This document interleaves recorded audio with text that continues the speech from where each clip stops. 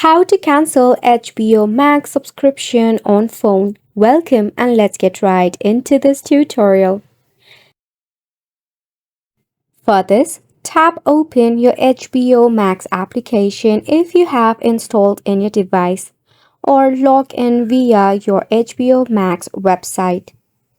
Tap on your profile icon from the bottom dashboard and select on your profile.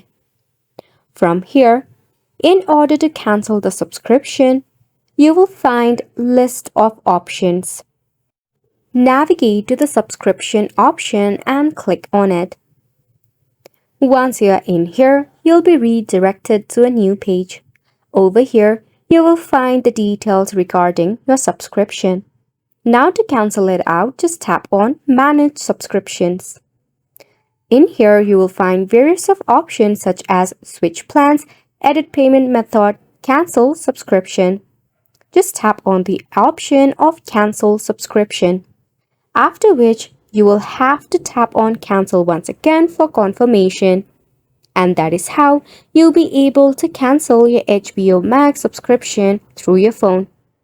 And it's a wrap for the video as well. Make sure to hit the like button and subscribe for more.